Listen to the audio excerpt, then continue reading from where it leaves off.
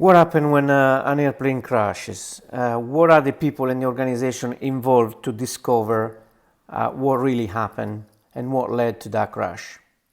I am Dr. Alex Canas. I'm an aerospace mechanical engineer, and I spent most of my career working with EASA, the European Safety Aviation Agency, as a technical authority. And in this video, I will bring you through what happened on the 12th of June 2025 at the airport of Sardar Vallabhai Patel International Airport in India, where a Boeing 787-8 Dreamliner crashed bound for London Gatwick.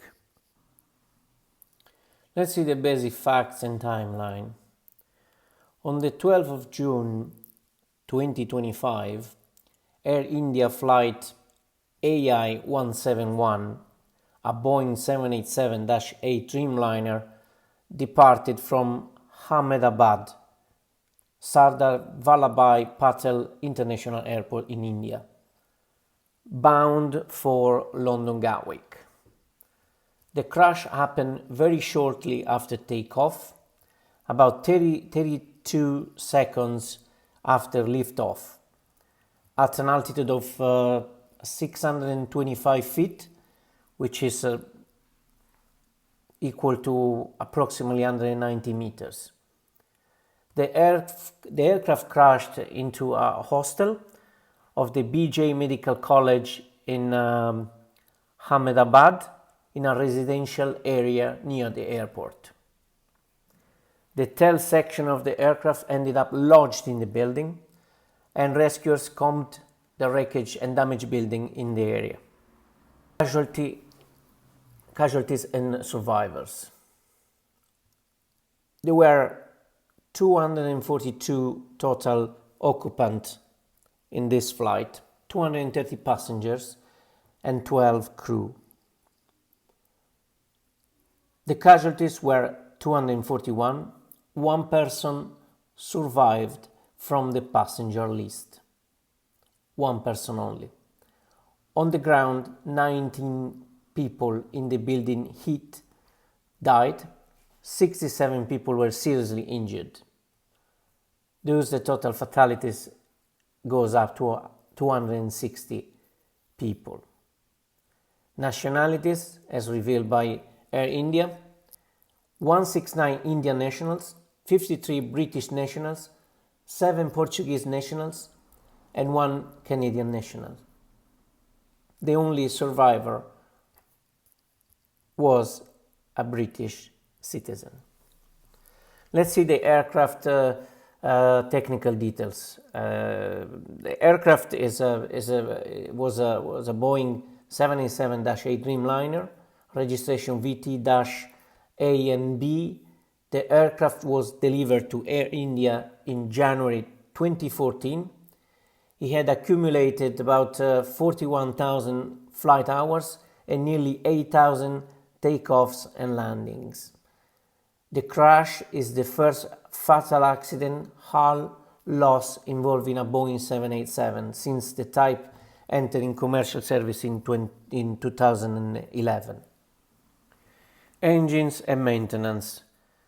The plane's right engine was overhauled in March 2025, and the left engine was inspected in April 2025, per statements by the Air India CEO.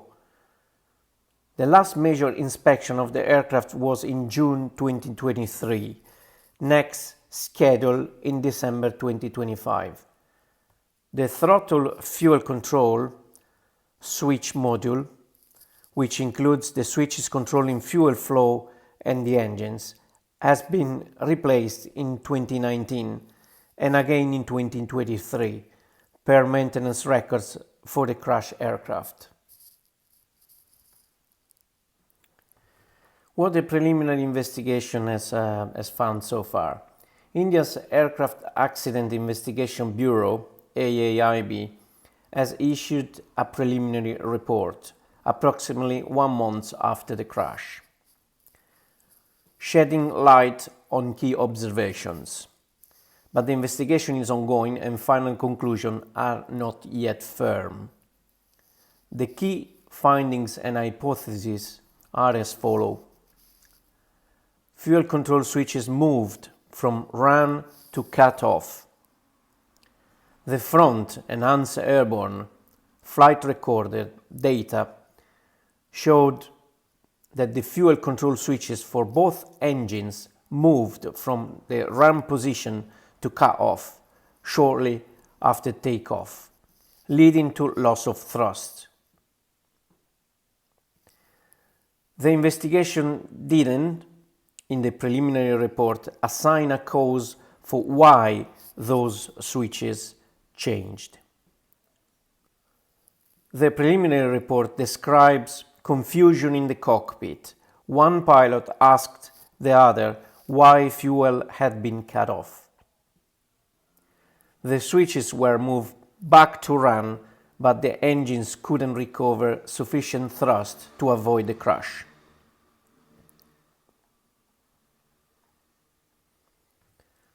No mechanical maintenance fault found so far. The preliminary report states that no obvious mechanical or maintenance defects have been identified yet.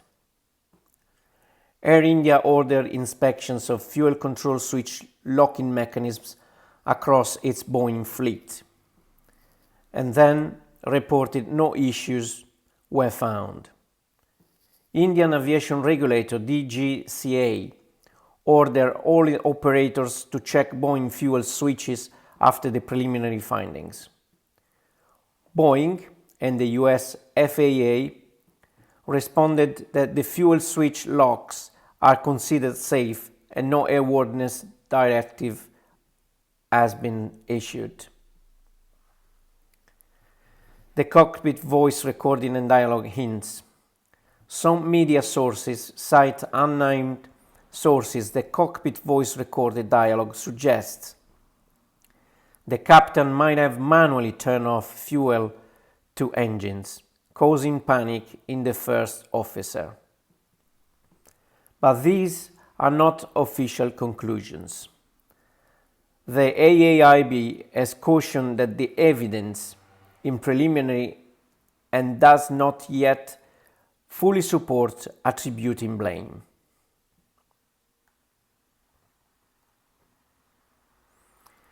Broader safety checks and responses. Following the preliminary report, the Indian regulator maintained the airlines check fuel switches across Boeing 787 fleet. Air India also conducted its own investigation of fuel switch locking mechanism on its Boeing aircraft 787 and 737 and reported no anomalies. The investigation team includes cooperation from the UK, US, Boeing, along with General Electric, which is the engine maker, as needed. So these are the organizations involved.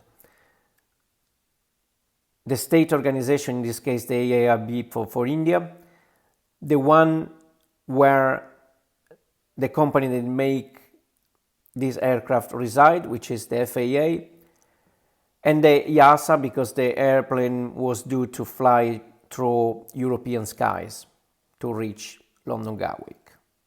These are the organizations involved, especially initially. Let's see what we can say about the pilot and crew. The names of the flight crew have not been fully published in official sources as of now. In many news reports, however, public media reports mention Captain Samit Sabharwal in connection with the flight. The father of Captain Sabharwal has publicly contested that investigators are insinuating his son intentionally cut fuel switches. The co-pilot, first officer, also in part of public speculation, but details are less clear in available sources. Some pilot groups have objected to premature attribution of pilot error. Obviously, everybody tries to blame the pilots in these cases to cover for some issues maybe related to the aircraft manufacturing or the maintenance, to make sure they don't get the blame for what happened. The pilot group and associations publicly pushed back against narratives implying intentional or negligent acts by the crew before the final report is released. So the main blame is to the captain, that apparently voluntarily turned off the switches that allow the fuel to reach the engines. So he killed the engines basically. Let's see the status of the investigation and outstanding questions. The investigation obviously is ongoing. It started right the day of the crash, and the preliminary report is just an early stage. Black boxes, cockpit voice recorder plus flight data recorder have been recovered from the wreckage, and their data is being decoded and analyzed. Obviously, the black boxes is the main source of data from the aircraft. And all this information are currently being processed and analyzed. India reportedly aims to have the preliminary phase of the investigation completed within about 3 months of the accident. So it's almost done. There are demands from pilot groups and the public for a judicial independent probe beyond the AAIB's in-house investigation due to concerns over procedural transparency, leaks, and possible bias.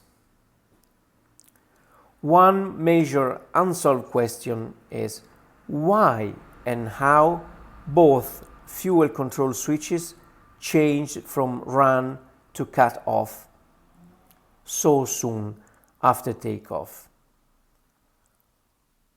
Was it inadvertent? Example, mechanical fault, design issue, switch lock failure, or deliberate, human action, voluntary?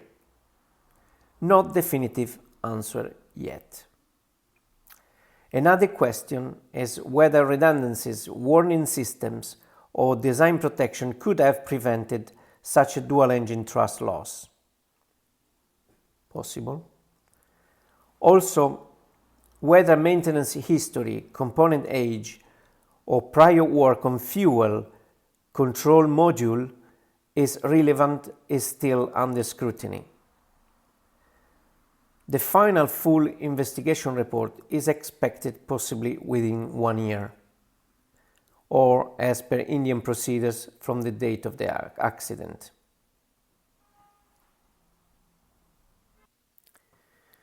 So what happened in this crash is not new or not different than many other crashes, where the airline and the manufacturers try to blame the crew, in particular the first officer and the captain, as a cause of the crash.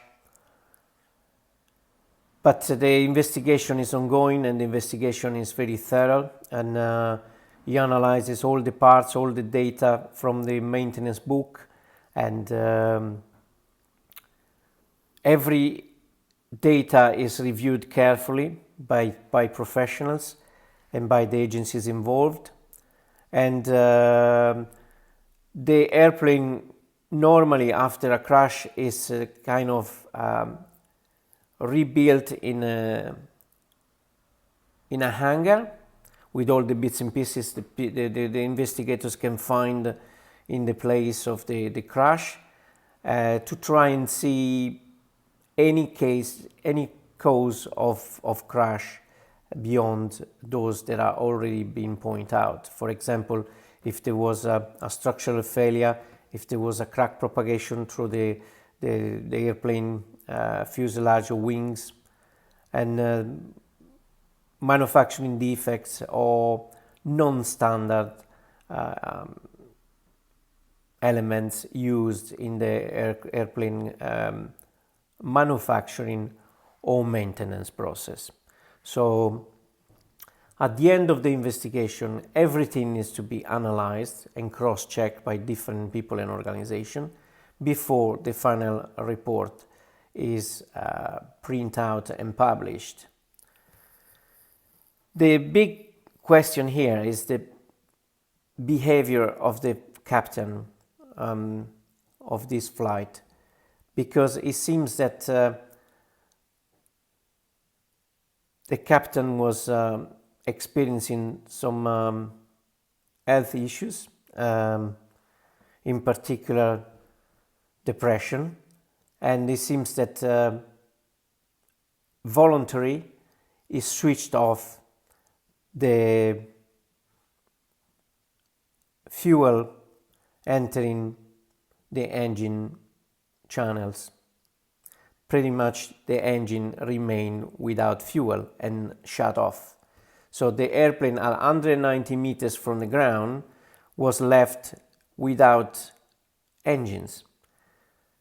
The first officer tried to turn the engine on again, but it was too late because there was no much distance from the ground, so the airplane couldn't recover from the stall and lift off again. So in the end, the airplane crashed because it couldn't be recovered in its flight mechanics.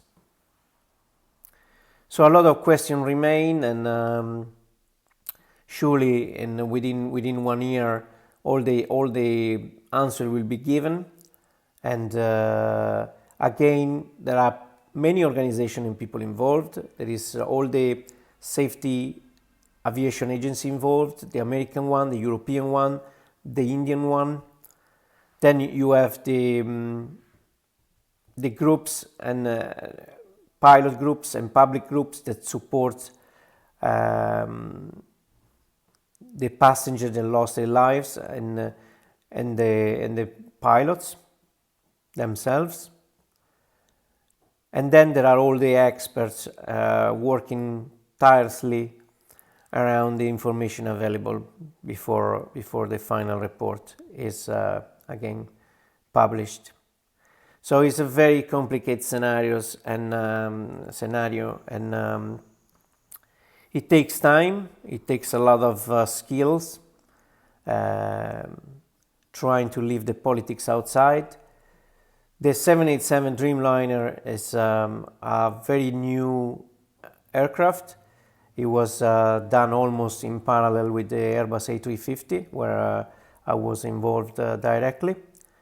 And it was seen as a kind of competitor for the A350 aircraft.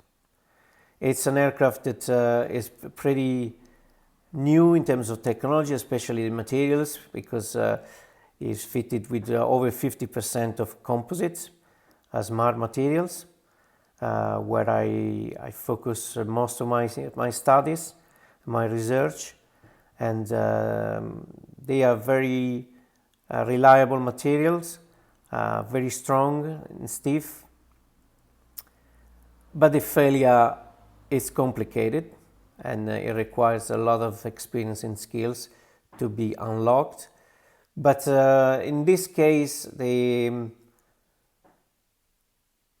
cause of the crash seems not related to a structural problem, which is very unusual for recent aircraft.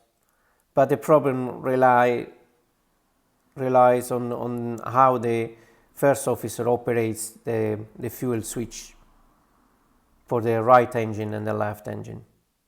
So there is not a structural problem, but nowadays it's very, very hard if we have an airplane crash that the cause of that crash is structural.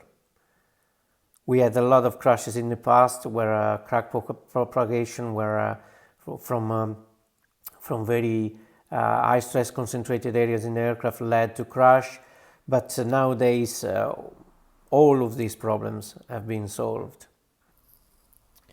Let's have a look at the latest development of this airplane disaster. The family of the captain accuses investigators of insinuation. So the father of Captain Samit Sabharwal has publicly accused Indian accident investigators of insinuating, via leaks interpretation of cockpit recordings, that his son intentionally cut off fuel to the engines. He has written to the Federation of Indian Pilots demanding greater transparency and contesting how the investigation is being presented.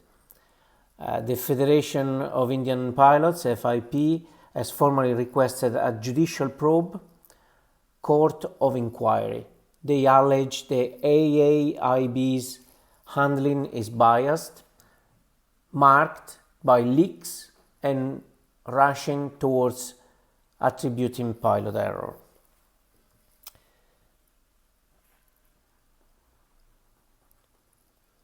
A petition has been filed in Indian Supreme Court requesting a court monitor independent investigation into the crash. It cites perceived flaws in the AAIB report, lack of full disclosure, and concerns about conflict of interest. The Supreme Court has sought responses from the central government, DGCA, Directorate General of Civil Aviation, and AIIB regarding the petition. In court remarks, one judge referred to statements suggesting fuel cut off by the pilots as very unfortunate and irresponsible in how they were publicly portrayed before definitive conclusions. Then there is something about the FAA in US, because Boeing is based in US, is a US company.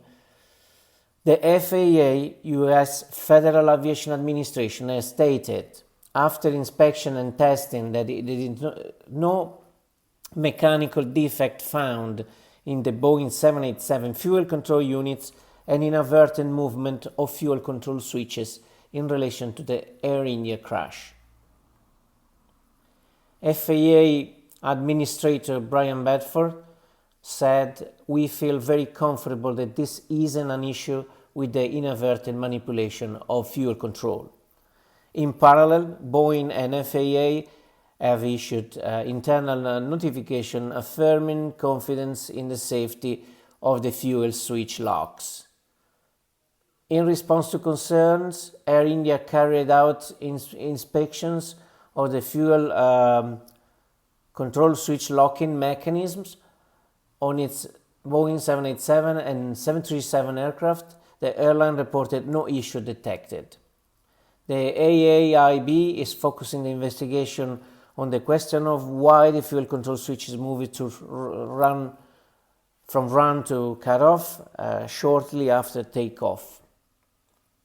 The US National Transportation Safety Board, NTSB, criticized media reports that were drawing early casual conclusions, especially assigning blame to the pilots, calling them premature and speculative.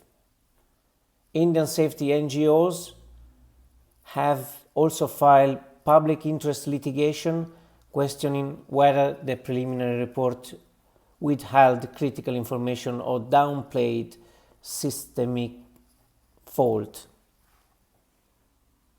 These are all the organizations involved, and the media and the government, and everybody is saying is showing his view after months since the crash happened, and there are a lot of unsolved questions. No final conclusive cause has been found. The movement of both fuel control switches from run to cut off remain unexplained in the public record.